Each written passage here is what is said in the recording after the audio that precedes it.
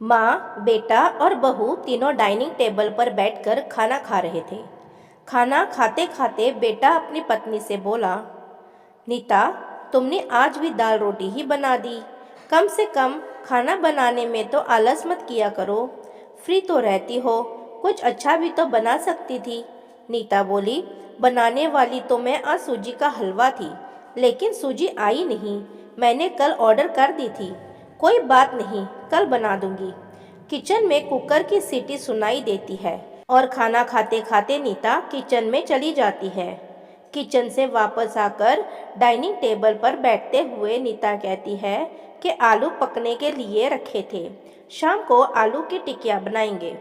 उसकी सासू माँ भी ये सुनकर खुश होती है। नितिन बीच में बोल पड़ता है, ये अच्छा है, दोनों बहुत मज़े करते हो, अपनी पसंद की चीज़ें जो बनाकर खाते हो।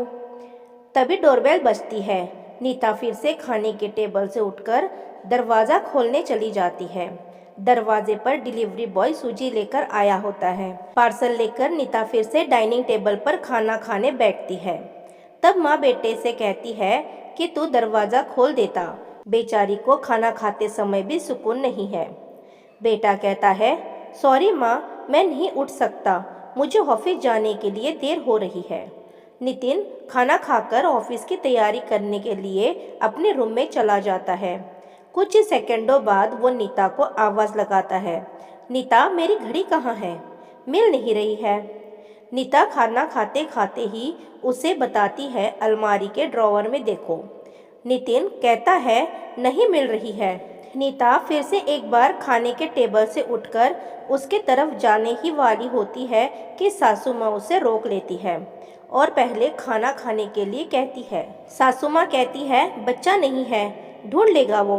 थोड़ी देर बाद रूम से नितिन की आवाज़ आती है, मिल गई। डाइनिंग टेबल पर दोनों सास बहू एक दूसरे की तरफ देखकर मुस्कुराते हैं। अगले दिन सुबह सुबह नितिन अपने बेडरूम में कोई फाइल ढूंढ रहा होता है और उस फाइल को ढूंढने के चक्कर में उसने पूरा कमरा तहस नहस कर दिया। नितिन बड़बड़ा रहा होता है, इस घर में कभी कोई चीज़ अपने ठिकाने पर मिलती ही नहीं है। इन औरतों को भी कोई काम नहीं है, इसलिए हर चीज़ इधर से उधर करते रहते हैं। नीता अपने कमरे में आकर कमरे का बुरा हाल देखती है तो नितिन से पूछती है कि क्या कर रहे हो। नितिन कहता है, वो फाइल कहाँ है जो मैंने तुम्हें परसों दी थी। नीता तुरंत वो फाइल निकालकर नितिन के हाथों में थमा देती है और उससे कहती है कि एक बार मुझसे पूछ लिया होता, पूरा कमरा फैला के रख दिया है। नितिन उल्टा नीता को ही डांट देता है और कहता है, ठीक है, अगर पूरा कमरा फैला दिया है तो तुम्हें और काम भी क्या है? यही काम है कि पूरा दिन आराम करते बैठो। कभी कभी लगता है मुझे हाउसवाइफ से शादी करनी ही नहीं चाहिए थी। इतना बोलकर नितिन ऑफिस के लिए निकल जाता है। पति पत्नी की ये बातचीत माँ भी सुन रही होती है, जिसका नितिन को पता नहीं होता। अब माँ और नीता नितिन को सबक सिखाने के लिए प्लान बनाते हैं। नितिन चाय के लिए चिल्ला रहा होता है। पास में ही सोफे पर बैठी माँ उससे कहती है, नीता नहीं है, वो अपने माँ के घर गई है, कोई ज़रूरी काम था। नितिन फ़ोन निकालकर नीता को कॉल करने लगता है।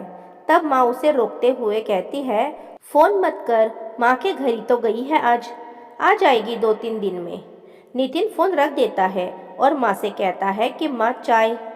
तभी माँ बोल पड़ती है, हाँ हाँ, 2 कप बनाना, मैं भी पीऊँगी। बेमन से नितिन किचन की तरफ जाने लगता है चाय बनाने के लिए। अरे बेटा रुको। नितिन को लगता है कि माँ उसे रोककर खुद चाय बनाने चली जाएगी, लेकिन माँ कहती है, मेरी चाय में थोड़ी चीनी कम डालना। नितिन चाय बनाकर लाता है।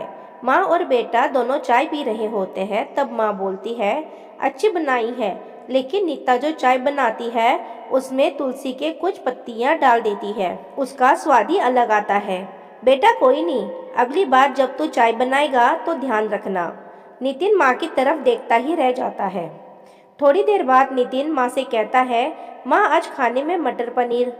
माँ फिर से नितिन की बात काटते हुए कहती है, अरे वाह, आज मेरा बेटा मुझे मटर पनीर बनाकर खिलाएगा। अच्छा है, अच्छा है, काफ़ी दिनों से मटर पनीर खाने की इच्छा हो रही थी। नितिन कहता है, अरे माँ, मैं तुम्हें मटर पनीर बनाने के लिए कह रहा हूँ। माँ कहती है, नहीं बेटा, मेरे घुटनों में बहुत दर्द रहता है, मैं इतने घंटों तक किचन में नहीं खड़ी रह सकती। नितिन अपना फ़ोन निकालकर रेस्टोरेंट से ऑर्डर करने लगता है। तब माँ उसे रोकते हुए कहती है, इस उम्र में मेरा पाचन अच्छा नहीं रहता बेटा, मुझे गैस हो जाती है। और तुम मुझे बाहर का खाना खिलाना चाहती हो? तुम तो अपनी माँ से प्यार ही नहीं करता। नितिन ना चाहते हुए भी घर का खाना बनाने के लिए किचन में चला जाता है। 1 घंटे बाद खाना बन के तैयार हो जाता है। नितिन 2 थाली में खाना परोसकर माँ के पास आता है। माँ देखती है कि नितिन ने दाल रोटी बनाई है। माँ नितिन से कहती है, अरे बेटा, तू तो मटर पनीर बनाने वाला था ना?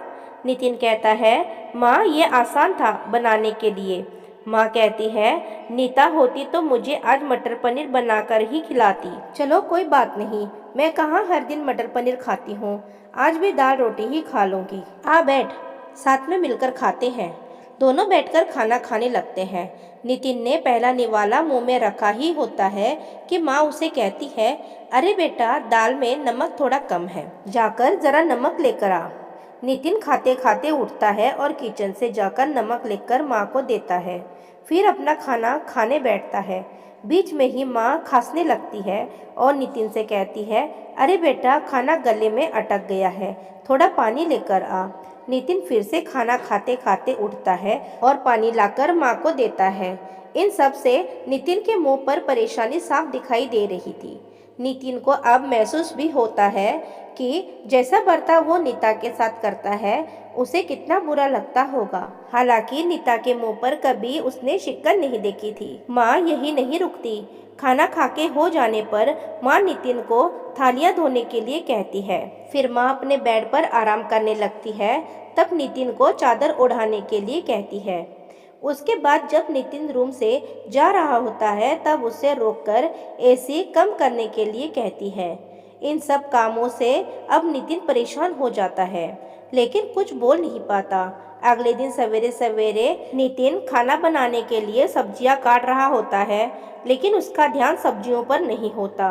वो नीता के बारे में सोच रहा होता है और पछतावा कर रहा होता है कि वो कितना गलत था।